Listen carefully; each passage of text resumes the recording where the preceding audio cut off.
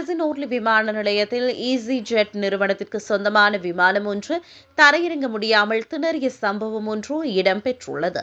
கடந்த ஞாயிற்றுக்கிழமை மர்ம நபர்கள் பட்டாசுகளை வெடித்ததால் பெரும் பரபரப்பு ஏற்பட்டது. வால்டிமான் மாவட்டத்திற்குட்பட்ட பகுதியில் நடந்த ஒரு திருமண கொண்டாட்டத்தின் போது சிலர் வானவேடிக்கை வெடிகளை வெடித்துள்ளனர். அப்போது விமானம் தரையிறங்கும் பாதையில் புகையும் வெடிச்சத்தமும் தெரிந்ததால் விமானிகள் உடனடியாக விமானத்தை மீண்டும் மேலே உயர்த்தினர். இந்த சம்பவத்தின் போது பட்டாசுகள் எவையும் விமானத்தின் மீது மோதவில்லை என்றும் பயணிகளின் பாதுகாப்பிற்கு எவ்வித அச்சுறுத்தலும் ஏற்படவில்லை என்றும் EasyJet நிறுவனம் விளக்கம் அளித்துள்ளது. முன்னெச்சரிக்கை நடவடிக்கையாகவே இந்த முடிவு எடுக்கப்பட்டதாக அதிகாரிகள் கூறினர். தரையிறங்க முடியாமல் போன அந்த விமானம் எசோன் மற்றும் சென்னிமான் பகுதிகளின் வான்பரப்பில் சுற்றி வந்த பிறகு மற்றொரு ஓடுதளத்தில் பாதுகாப்பாக தரையிறக்கப்பட்டது. இதனால் விமானம் தரையிறக்குவதில் தாமதம் ஏற்பட்டது. சம்பவம் நடந்த இடத்திற்கு விரைந்த போக்குவரத்து போலீசார் அங்கிருந்த வாகனங்கள் மற்றும் நபர்களை கண்டறிந்தனர்.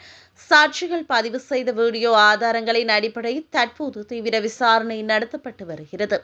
இந்த வானவேடிக்கை சம்பவம் திட்டமிட்டு செய்யப்பட்டதா அல்லது எதிர்பாராமல் நடந்ததா என்பது குறித்து போலீசார் விசாரணை செய்து வருகின்றனர்.